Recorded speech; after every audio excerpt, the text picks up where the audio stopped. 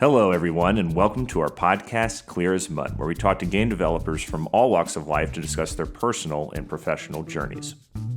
I'm your host, Graham Waldrop. As always, our show is presented by Mudstack, the only asset management and collaboration platform custom built for game studios and digital artists. For more information, head over to mudstack.com. Today, we welcome Kevin Powell to the show, principal game designer at Hi-Rez Studios. For any fans of Smite out there, this will be a real treat for you. Kevin was there from the start and designed Smite's first levels. Kevin talks about how his love for technology and a proposition from his mother changed the course of his life forever, how going to Savannah College of Art and Design prepared him for his work at Hi-Rez, and his work at Gearbox as a systems designer on Borderlands 3. This was a really fun one. We hope you enjoy it, and I'll see you after the interview to wrap things up.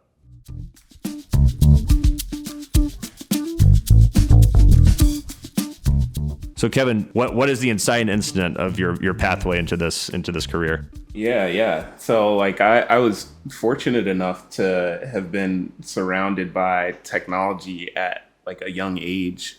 My dad, he managed to get his hands on a Atari 2600. I didn't get a chance to play that, but the first console I did get to play was the Nintendo. And I remember my brother handing me the controller upside down, and the first game we were playing was Contra. And I remember learning how to play that game with the controller upside down, and kids' brains are like sponges, right? So like I didn't know better, so that's how I learned.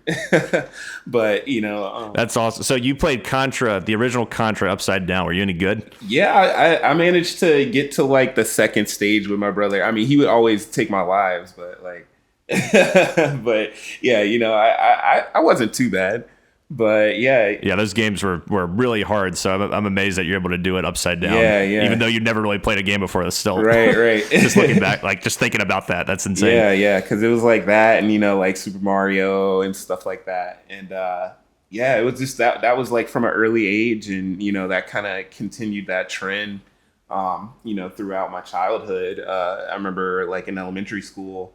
I went to this elementary school called Hess Elementary, and our mascot was the Bears, and we had these bear bucks, and you get these bear bucks for anything good you would do, and so I would always save up my bear bucks and spend them on like computer lab time, and so I would just go in there and play like Oregon Trail and like Math Munchers and stuff like that. If we didn't have a console, we'd go down the street to one of my friends' places. They would have like a Super Nintendo or like a Sega, we would play games, or like an N64. And when I got in high school, there was like this computer shop that opened up in town called Surf Tech Computers.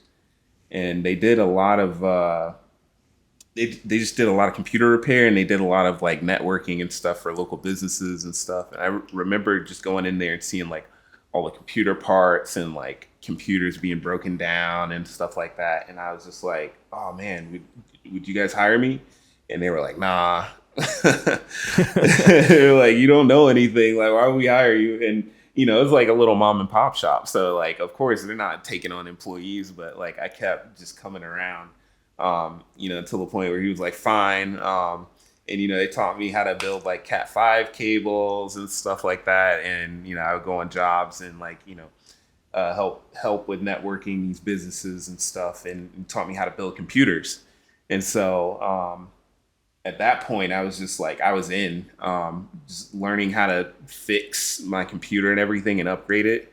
So like any money I got or anything, like any parts I could get my hands on to upgrade my computer, I was just constantly doing that so I could play, the latest games. Like I was playing Diablo and stuff like that at the time, and StarCraft and Warcraft 3.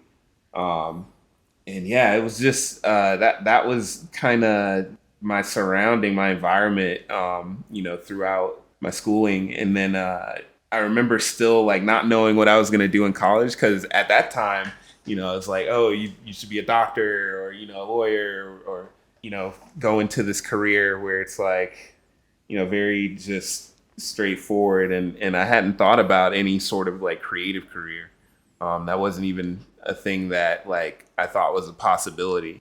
Yeah. Was your family, like, it sounds like they were much more interested in you following a more traditional path, but were they open to you, working at Surf Tech Computers, or what were their thoughts on that? Yeah, they were just kind of like I was like just doing my own thing. Like I was just like I really anything I set my mind to, I was just like I'm gonna go after it. And so like they knew I was into technology and everything. So as long as I kept my grades pretty decent, they weren't too worried about it. But yeah, my mom she's a nurse, and my dad's the sheriff.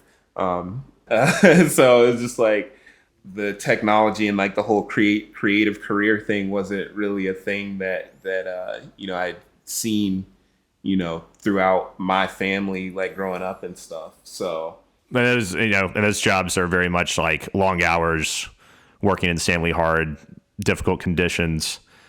So yeah, I can understand why they would be more interested in you kind of following, in their footsteps, so to speak. yeah, and so and especially like throughout school, like those are the jobs that everyone is telling you as you're going through school, like these are the jobs that are gonna get you to that like American dream, right, where you can, Right. get your house and everything and have a family, all that stuff. So Right. yeah, it was just kind of like, all right, at this point we're at like a crossroad where it's like, all right, well, what am I gonna do? I don't have any idea.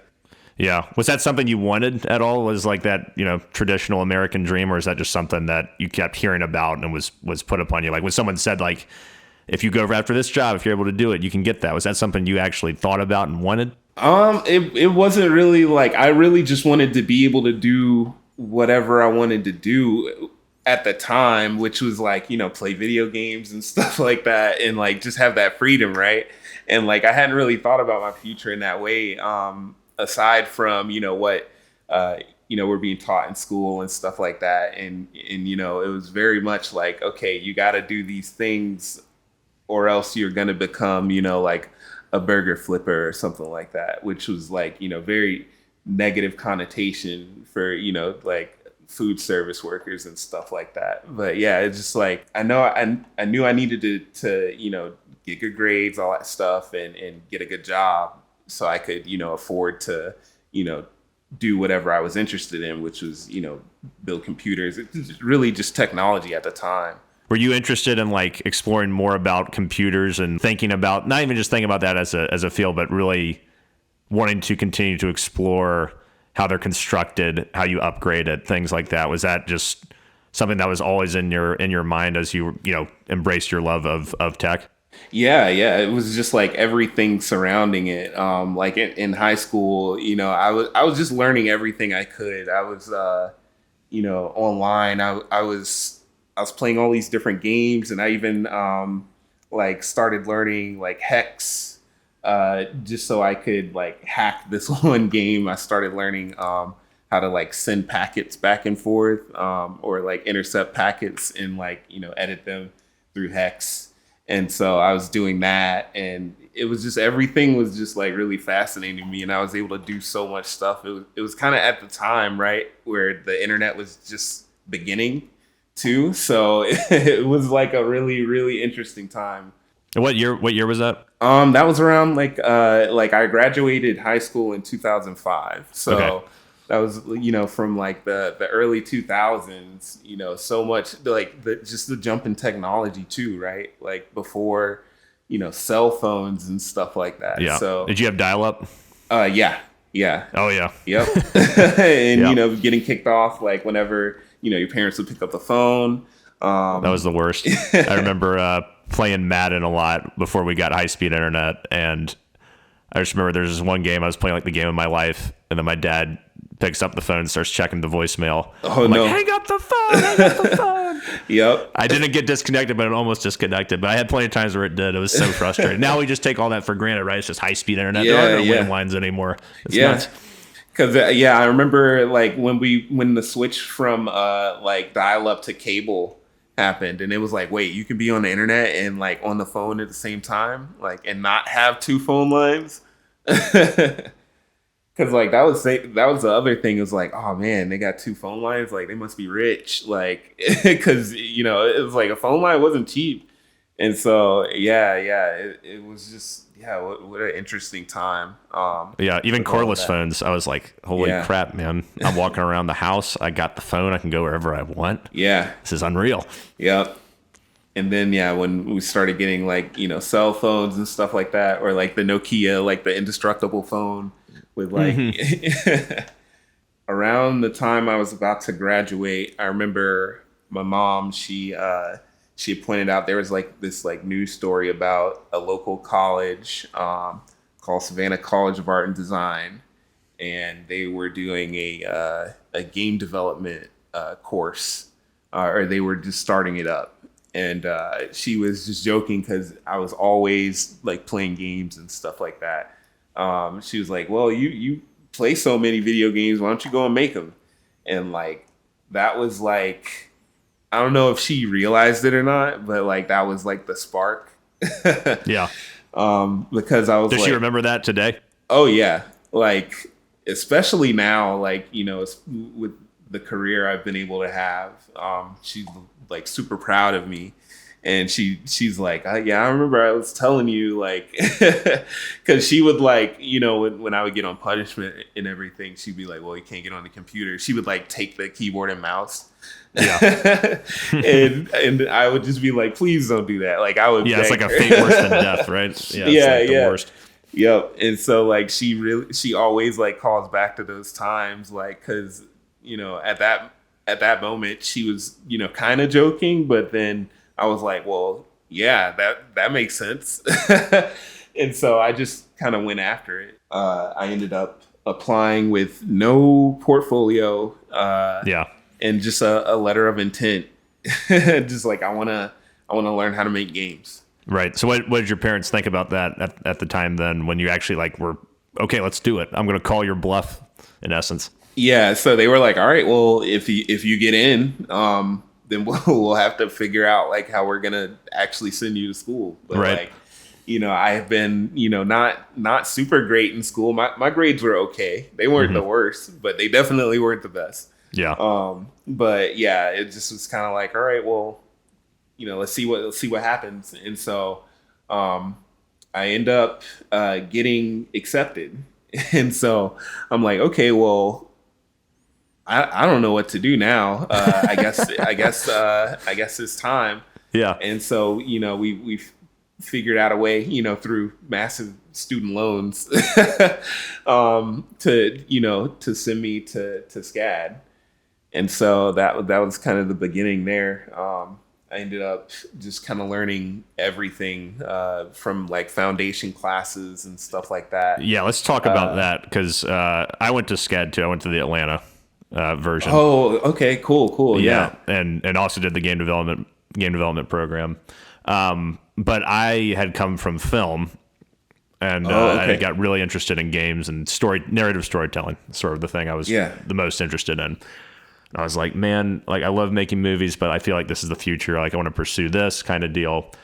Right. And then I get accepted, and I'm like, all right, video game class time. Like let me learn programming, let me learn art, whatever.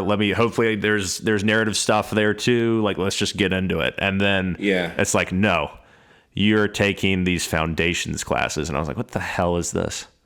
The hell is foundations? And it's then like, why am I buying like clay and like building like 3D models and stuff when I really want to do this? Yeah. And then it was like, no, you're gonna paint, you're gonna draw, you're gonna make things out of copper wire. It was the best comparison I can make to it is it's like artistic boot camp. Yeah. It really is a proving ground to see, are you for real about this? Can you handle this intense workload? Because I don't know about you, but I was working 80, 100, whatever, tons of hours a week, way more than I ever had before. It was a gauntlet. Yeah. It was pretty tough. It was wild because I actually had like a partial scholarship to play soccer with them my first quarter. Oh, really? Or my first year. I didn't really play too much like in the games, but I was there on the team practicing and all that stuff. I'm amazed you found the time to do that. Yeah, that was the thing is like after that year, I was like, there's no way. No. And yeah, it's just like I Yeah. have to, have to Whoever was a choose the student athlete at course. SCAD, I have the utmost respect for. I'm like, I don't know how the hell you survived that. It's hard enough It, it, surviving without doing it's anything ridiculous. extracurricular. Yeah. Yeah, having to be up at like 6 a.m. We used to practice at Forsyth Park, so Okay. we'd be at Forsyth like at 6 in the morning, running around the park and everything. But yeah, it was kind of ridiculous, especially Yeah. with those foundation classes, because yeah, it is like just kind of project after project after project, and it was rough. Yeah, well, yeah, for sure. Take the listeners through one, like the worst one you went through. Give people an idea about what SCAD is really like with those foundations classes. I don't know. I feel like the worst one for me, and it wasn't even like a painting one. It was actually speech. It was like a speech class. Really? Yeah. Like I was terrible at like talking in front of people. And like I was really bad. And so it was super rough trying to get through that just for personal reasons. But yeah, aside from that, like some of the art classes, it was just so demanding, like just supply wise, like having to go to I'm trying to remember the name of the art store that we used to go to in Savannah.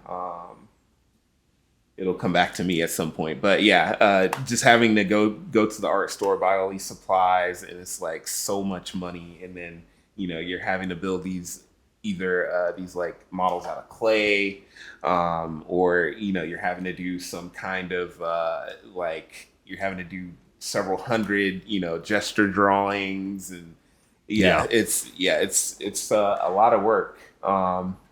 But yeah, it really is, like, I think boot camp is a good analogy for it, because it's like after that, like that stuff is kind of beat into your head, and whether you like it or not, it's like you start to kind of see those foundations kind of leak through into the rest of the craft, right? Oh, totally. Like, there's tons of classes you take throughout your educational career where you just do it, you get it over with. Information goes in one ear, out the other. Once you're done with it, you're done with it. You forget about it. But those classes, I still remember, like painting, you got to make it flat and opaque, flat and opaque. I still remember, learning about like how different colors blend together, Yeah, your complementary colors. complementary colors. Yeah, all that stuff. Like it's like ingrained in me. Like if I see something in a painting now, I didn't really care about painting that much, but I can analyze it. I know about like, I'm like looking for the focal point. I'm like looking for all these things I learned about at SCAD. It's just like, and it really benefited me as I went forward in my scholastic career, at least. Yeah, it's like I can imagine how, like, some of that stuff, at least like for an example, when I was doing like level design stuff, we would have to light our levels. And so, knowing a little bit about lighting from those foundation classes kind of helps with, drawing the player's eyes to certain, parts of the level, Right. when they're running around the environment. So yeah, it's really interesting. I probably wouldn't have had that answer like years ago, but now, like, thinking about it, I'm like, man, that is really interesting how much it did help me. Granted, it was rough going through it at the time, right? Yeah. Yeah. Did you ever did you ever hit a wall with any of those where you're like, I can't do this? Like, I'm done, sort of deal. No, it was just kind of like burnout. It was like, oh man, Yeah. just kind of going so hard on a project, and then it's like, all right, well, I need to, sleep for 2 days.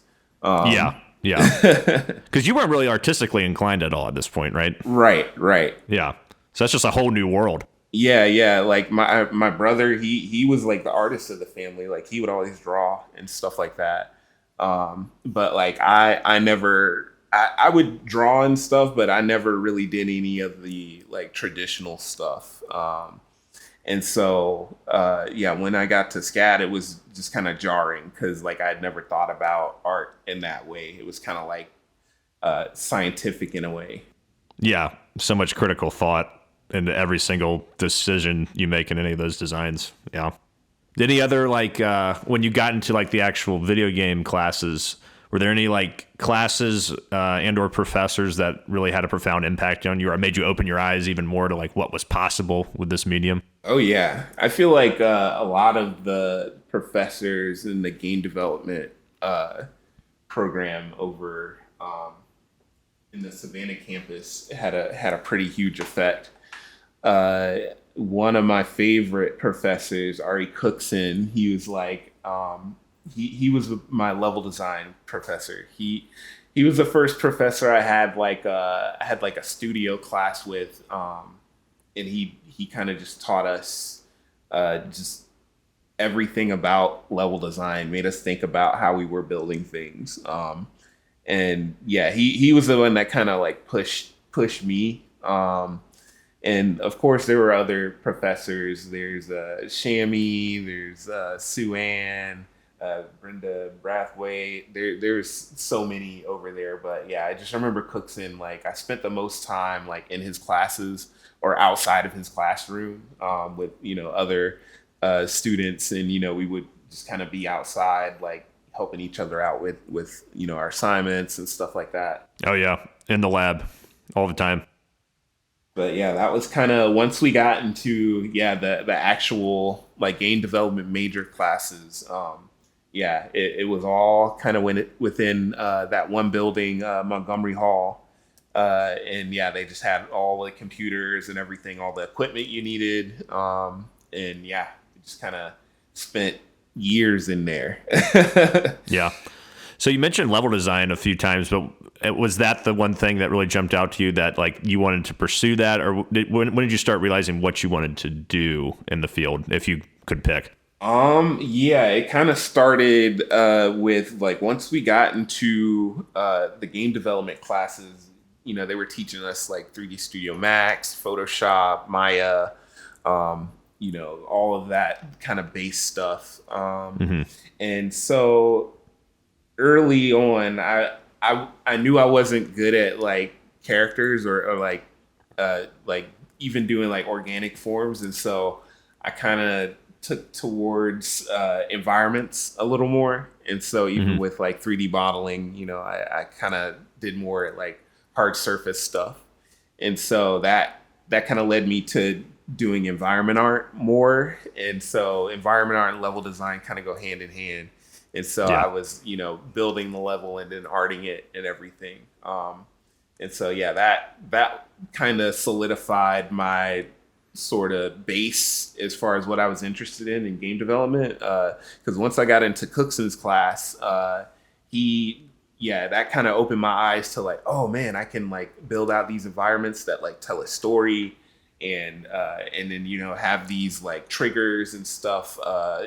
Do certain things to make the player react a certain way. And so that was like the very first time I was like, oh, I can like, build all of this stuff. So yeah, I think that was kind of the point where I had, I guess, a little bit decided what I wanted to do. But at that point, everyone was kind of a generalist. Yeah. Yeah. I remember thinking about, narratively, I was just like, cutscenes this, cutscenes that. And then, once you actually get into learning about level design, you're like, wait a minute. Yeah. This is kind of where the interactive narrative style can really come into play. Like, what are you saying with your environment? Yeah. Where are you leading your player? What are they trying to do? What are the obstacles in their way? All that stuff. And I was like, oh, this is the real kind of narrative storytelling that you sort of take for granted in the age of, when I wanted to do it, there's Metal Gear Solid and Uncharted and all these games that were going for this blockbuster blowout sort of style, and there's these great cinematics in them, but it's like, wait a minute, level design, the levels really tell the story. Yeah, definitely. Those were like big inspirations too while I was in those classes too, because I remember Uncharted had like just come out. And so I remember Cookson was like, look at this. He was like, pulled up. He was like, look at this. This is how it's done. And yeah, it was just really cool kind of seeing that, seeing it done at that level. And it's just like, yeah, games really can be more than just, like a shoot 'em up. It can tell stories. Like it can totally transcend, all of these other sort of art forms that we've experienced. And yeah. Definitely. So what was your senior studio project? So I had a couple, but the one that we did was actually really interesting. We did this project called Talus, and it was me and a couple of friends. It was, I think it was my friend Jimmy Barnett, my friend Rashad Madison. I'm trying to remember who else. It was like pretty much the whole class, and it was it was Cookson's like studio class, and we built this game that was essentially a MOBA.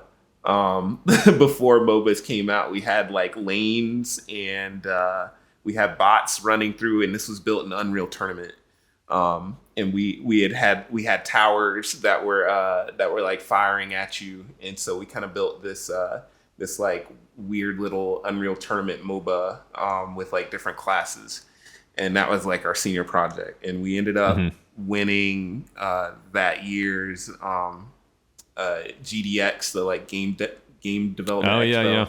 Yeah, we ended up winning that year. And we got an honorable mention in the like Make Something Unreal contest. There was like a certain phase, and we got like an honorable mention for it. So that was cool. But yeah, it was funny, especially working on that and looking back, because basically the first studio I ended up working at pretty much built a like third person MOBA, which ended up being Smite. Right. When you were saying that, I was like, this is this is like good foreshadowing for what you were about to do. Yeah. Over at Hi-Rez. Were you on it like when it started? Yes. When Smite started? Okay, so were you there like before it started, or were they already in active development? Before it started. Before it started. So you were there from the beginning. Yeah, I built like the very first like development maps for it. Wow. Yeah, because that game, I mean, it's been wildly successful. Still kicking. Yeah. More than still kicking. It's alive and well. So yeah, you get to Hi-Rez, new culture, new environment. What was that adjustment period like? It was really cool. I was, really excited to get into the industry. I was like, oh, they messed up and let me get in the door. Like, I'm never leaving. Yeah. And so, yeah, it was just really cool. So I ended up getting hired at Hi-Rez Studios. They're based out of Atlanta. For those of you that don't know, Atlanta is about like 4 hours and some change away from Savannah, Georgia, which is where I grew up. Yeah, so that was just extreme, I think, luck and perseverance through, just the application process. And just kind of after graduation, sending out that torrent of applications to, kind of every studio. But yeah, once I got in there, it was really interesting because as we were doing these projects and everything in school, once I got into Hi-Rez, I noticed that like it was less competition. Even though it was weird, there was competition at school, but you could tell there was just kind of competition among the students because we're all like, oh, I'm gonna get that job. It's like we're all fighting for the same job. But yeah, it was just, a lot of collaboration and everything. And I was just like, basically once I got in, I was like, I don't know how they let me in here. I don't know anything. It's just a matter of time until they figure it out. Right. But, it was really different. I had, a couple mentors and everything with just a couple of designers that brought me in.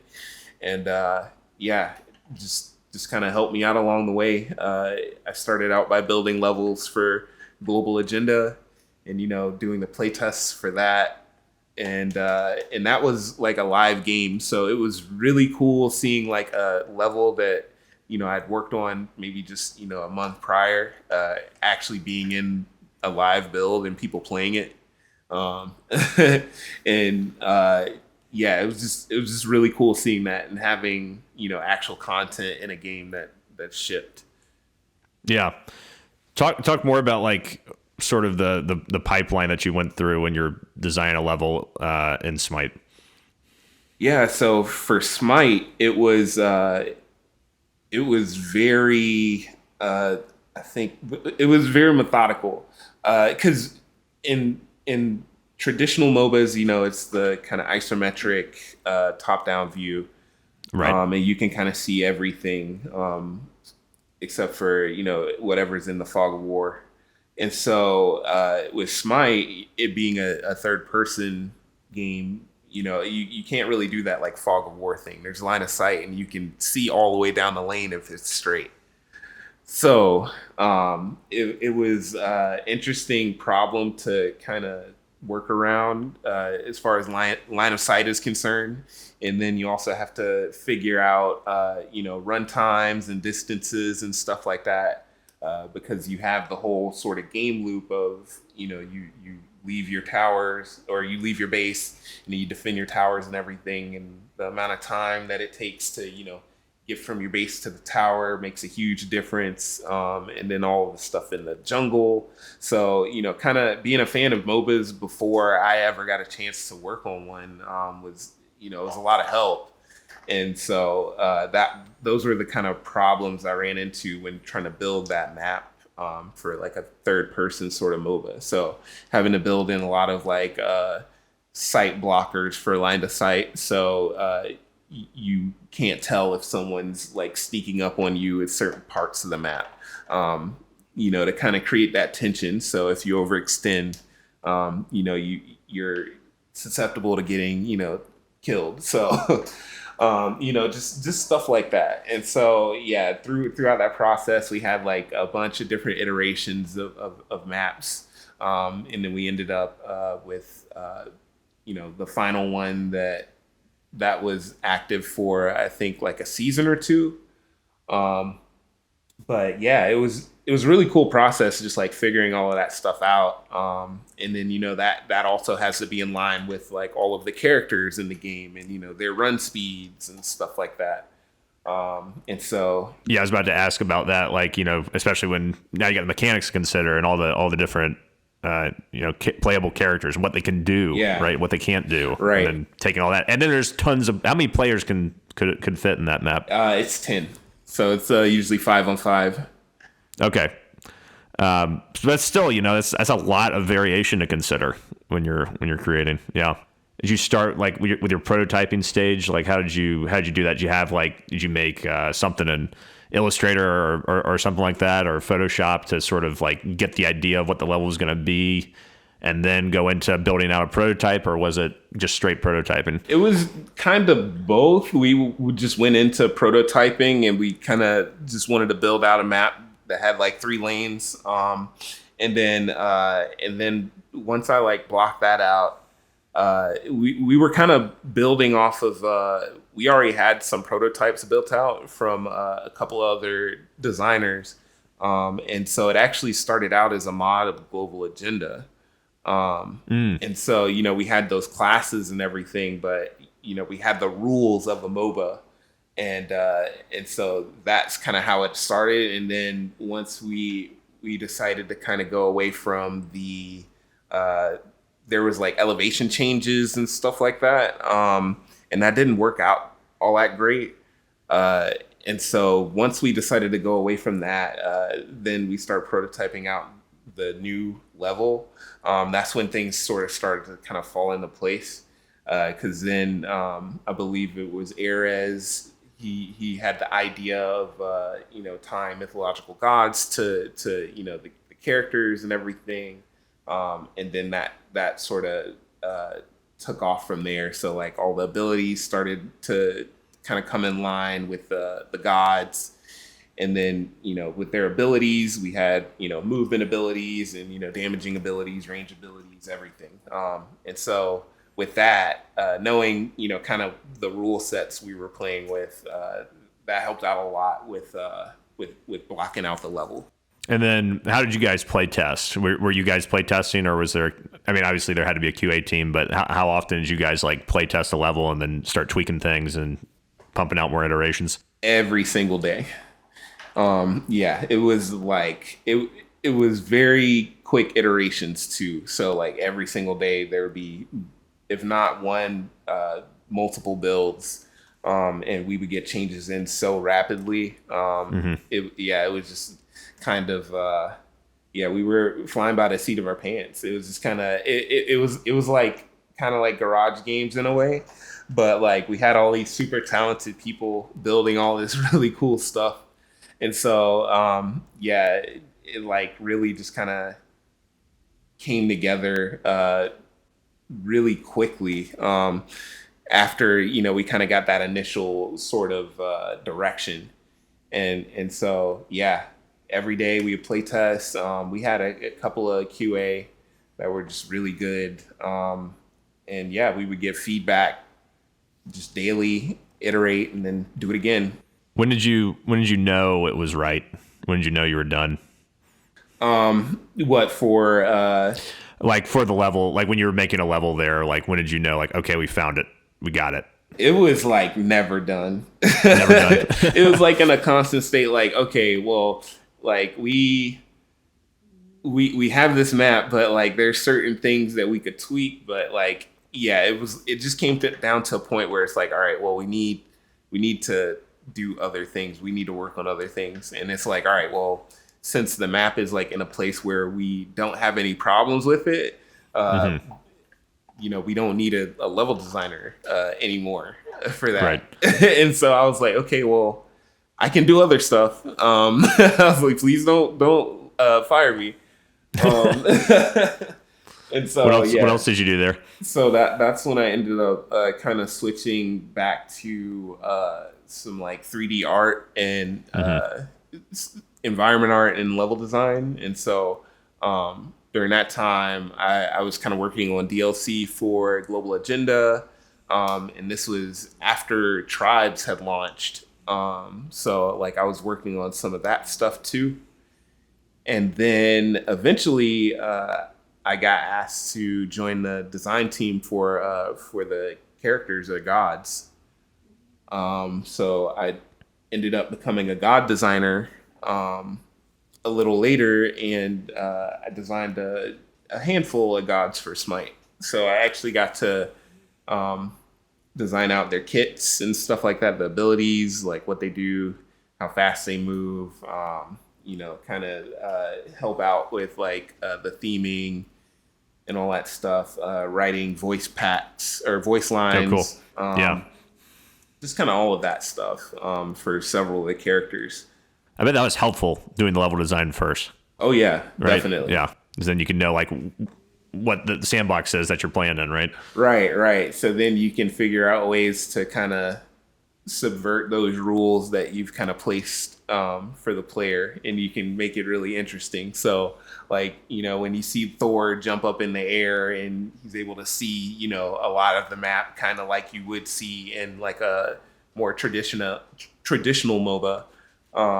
And then he can come crashing down, and it's like that's something you wouldn't normally be able to do like in an isometric MOBA, since you already have that kind of view, but it totally changes that when you're just third person. And so it was just really awesome being able to come up with these really interesting abilities and things that were not the norm for a MOBA. And what's that like in terms of designing the character? Do you work with the character artist too to sort of figure out, is there a collaboration there? Yeah, a little bit. It's usually when there's like a kickoff for a character, we'll sit down with like all of the heads of each department. So like character artists, concept artists, animation, effects, and we'll kind of just go over the character and kind of like what their theme is, and what they do, how they look, what they say.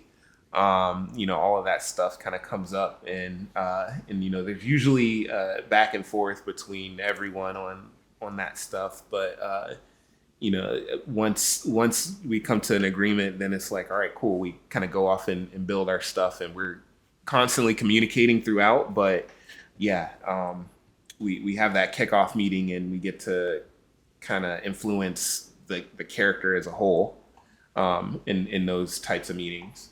And then are you guys kind of working simultaneously? Yeah. At that point too? Yeah. Yeah. So it's like from my perspective as a designer, I would say, hey, we want a character to have like a three like a three hit attack. And so I'll talk with the animator and we'll be like, hey, we want them to kind of move this way. They should be more agile, or maybe they should seem more sneaky. That's when we kind of get into those like descriptors of like what the animation maybe should look like. And then the animators will ultimately have the final say on that, and because they know how to make it look good.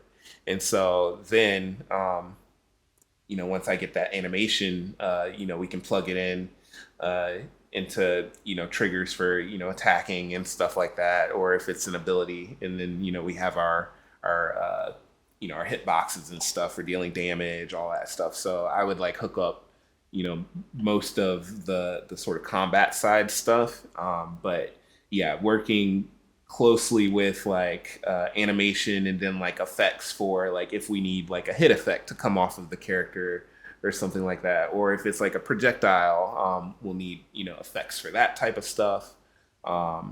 That's usually like the collaboration from my side with those departments. But yeah, it's a lot of working in tandem. Yeah. Was there a particular god that was your favorite to design?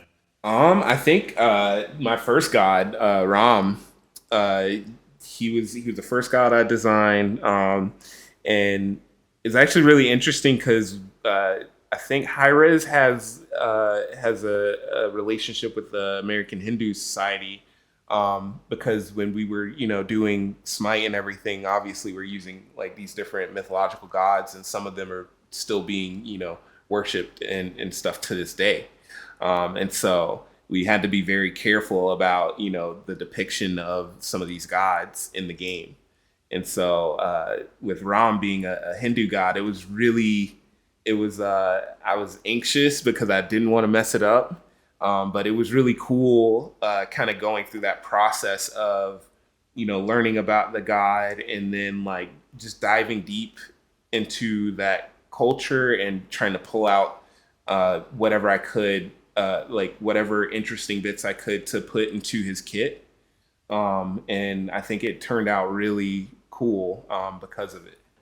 So you stayed at Hi-Rez for a while. I know you're back there now, but what was your next venture after Hi-Rez, and why did you leave? Yeah, so I ended up leaving Hi-Rez after being there for about 5 years. And I left because it was just a really cool opportunity. I ended up going to Gearbox Software, and they're widely known for Borderlands. And when I went over there in 2015, they hired me for a character design position. So I actually ended up working on Battleborn, and working on a couple of characters for that game. And that was really cool because it was Gearbox's kind of bet into kind of hero shooter. And at the time, there were a couple of other ones. And unfortunately, that game didn't do too well, but it was a really fun game to work on. It was really cool to kind of come into this sort of AAA studio and like learn how they do things and like see how they, set up stuff, especially after having come from, Hi-Rez, which was very much an indie studio when I joined.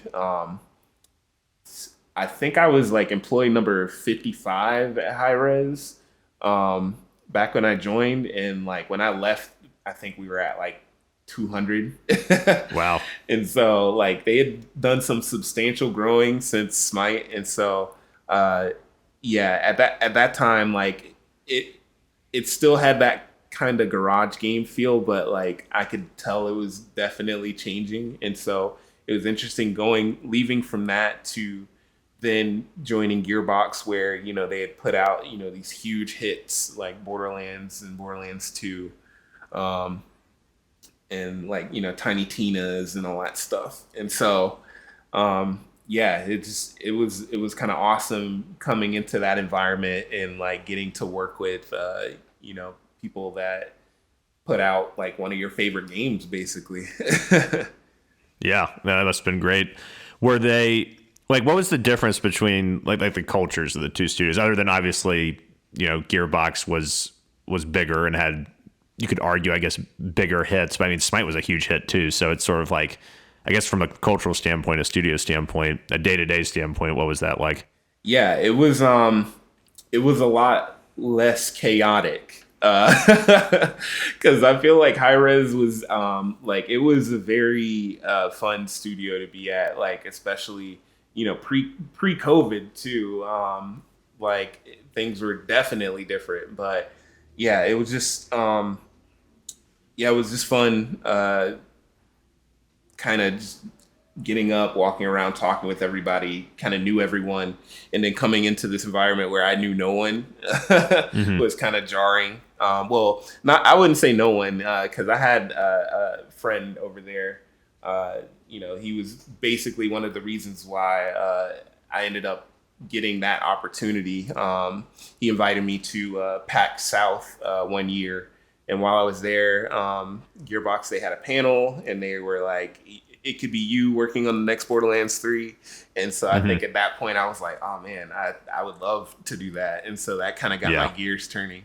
And Yeah. so as soon as I got back, I, went ahead and applied and stuff like that. And yeah, ended up going through the process and getting an offer. And so, yeah, just coming into that and working on Battleborn, the day to day was it was interesting because they were already deep into production, and so everyone was just kind of they already knew what they were doing. Right. Everything was planned out, and that was something I hadn't really experienced to that extent at Hi-Rez. I mean, we did have like plans and schedules and stuff like that, but not to this extent. This was super different for me. And so it was cool because I was like, okay, I know what I know what I'm working on. I know Mm-hmm. that like, okay, for this, this task, this character, I have all this stuff I need to get done. And it was really cool. And I felt like, yeah, it was nice to have that sort of guideline for the work. And especially at that point in my career, because I wasn't really like leading a team or anything. I was just kind of there to just make cool stuff. Right. Great way to get your feet wet, it Yeah. sounds like. Yep. Yeah. Definitely. So Battleborn comes out. I remember it. I didn't actually play it, but I remember it didn't do as well as some thought it would. But obviously, you still got the Borderlands franchise in your back pocket. But what was the sort of morale like after Battleborn didn't do as well as it was hoped? It was kind of like, all right, well, we took a swing on this. It didn't really go as planned. We know what we're really good at. And so we're gonna do that. And so it was like, and so I think it was less like low morale. It was like, all right, it was kind of like a rallying cry almost. And yeah, it was just like, especially once production got started and we started to see like the artists at Gearbox are insane. They're just insanely talented. And like once we started seeing like sort of test mock-ups for what we wanted to do, it started to become real.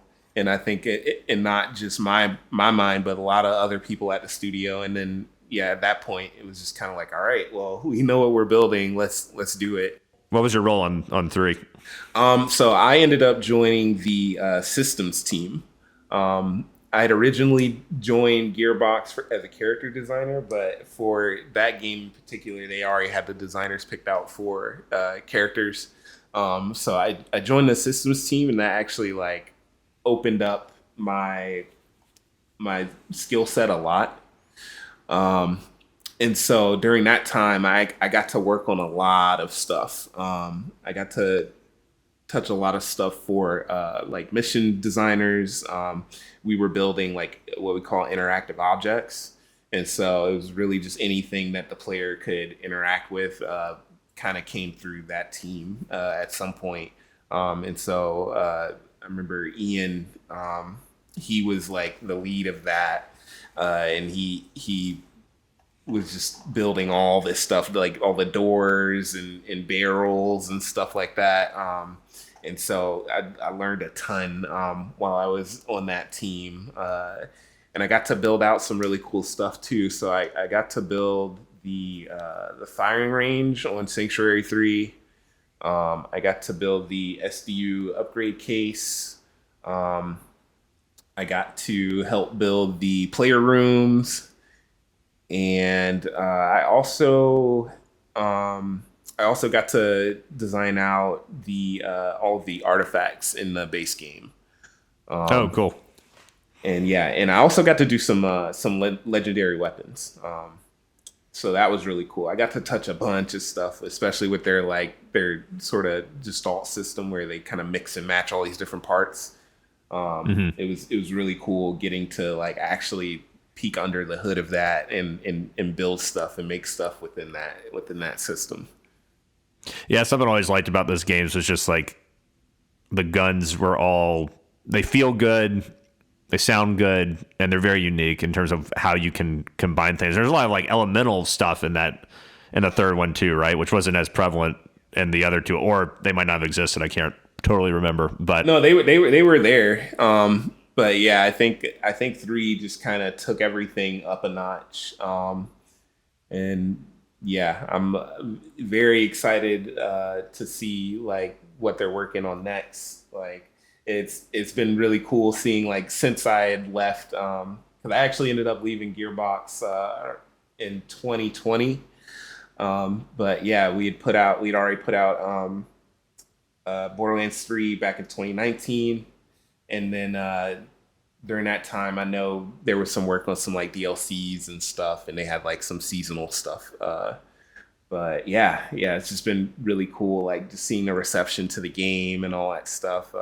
Yeah, definitely proud of that one. Yeah, it seemed like a real triumph for the studio and coming back from Battleborn and once again cementing their place in the as like one of the better FPS franchises out there. What was it like in terms of creating the systems at Gearbox? I know you went through some of it at Gearbox, but in terms of like there was, I guess the iterative process there, did you learn more stuff there about how, this is done on such a big title, right? Yeah.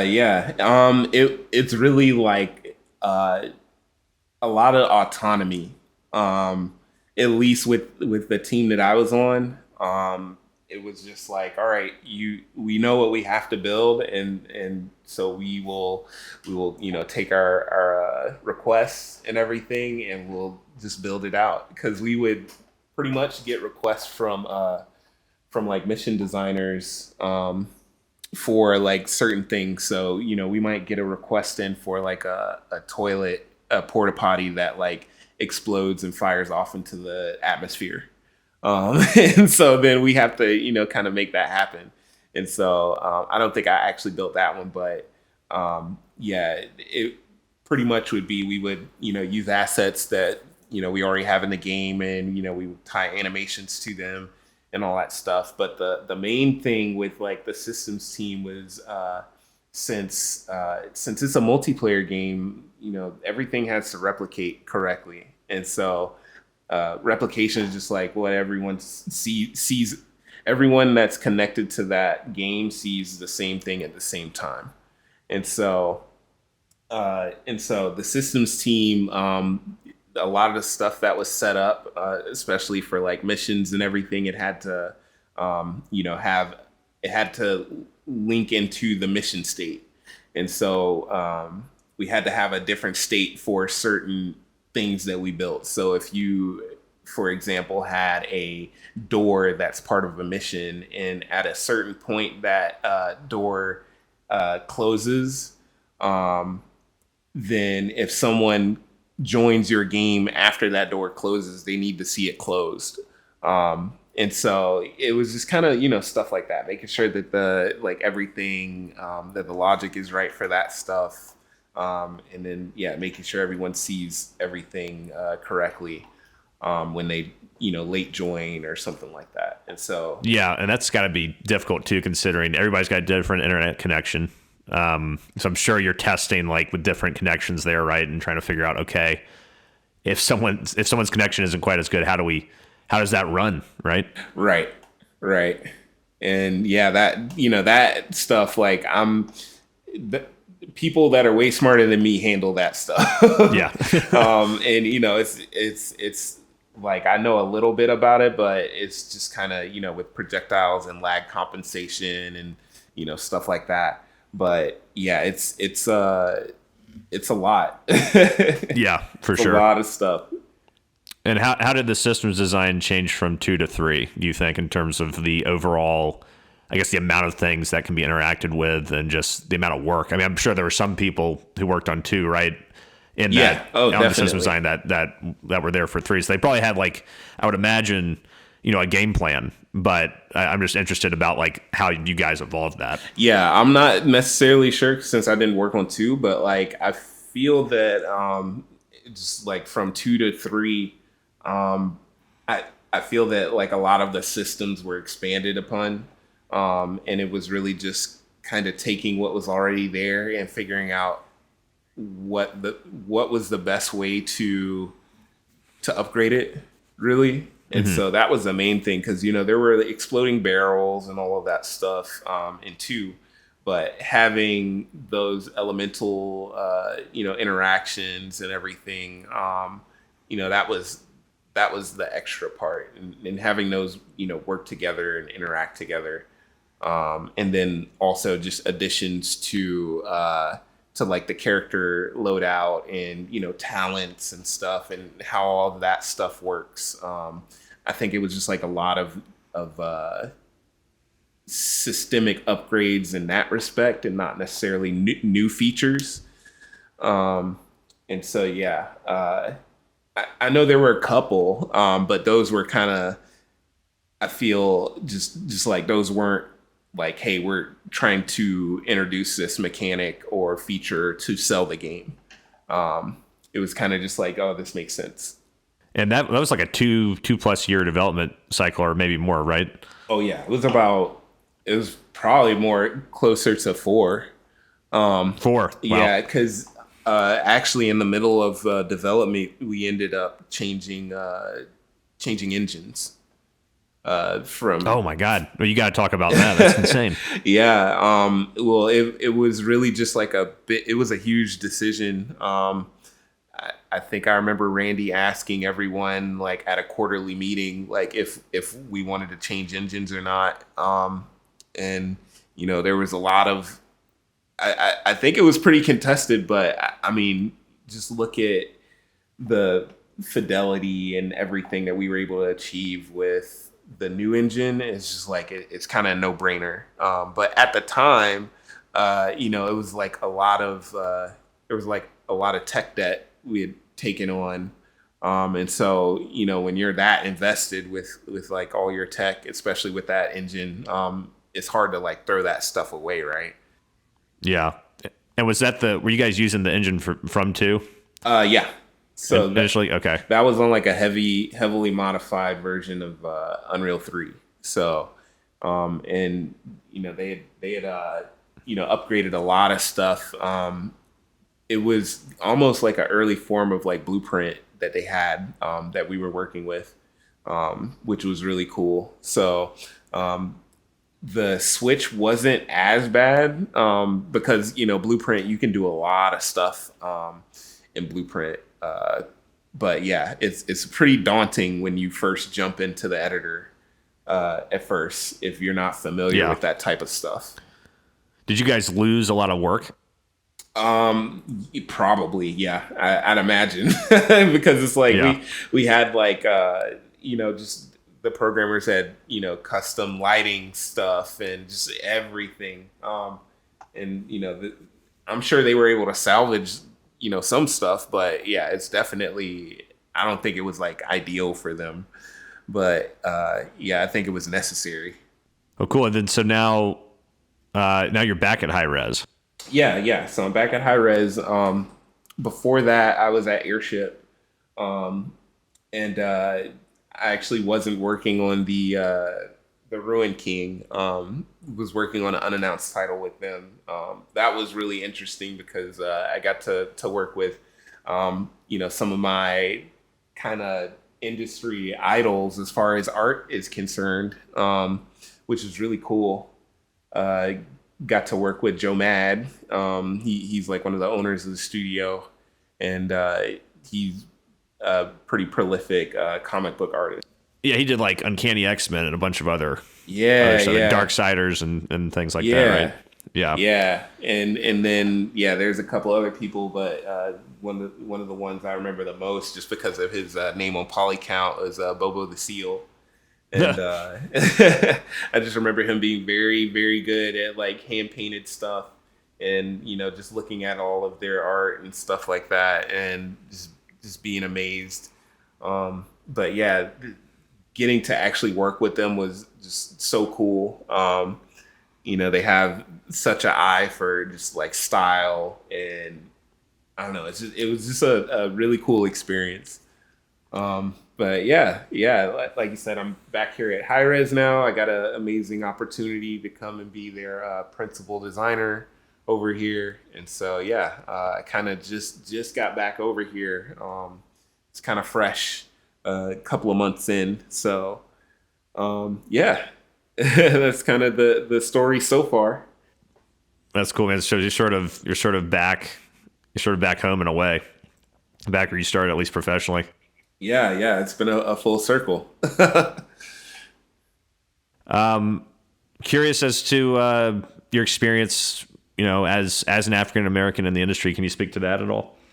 Yeah, I definitely can speak to that. Well, yeah, because no, but it's funny you mentioned that because like, I constantly see these like company photos and stuff like that, and it's just like I remember, especially at certain points during development, like at Hi-Rez and at Gearbox, taking these like company photos or like team photos, and I'm like, I'm the only black person here. Yeah.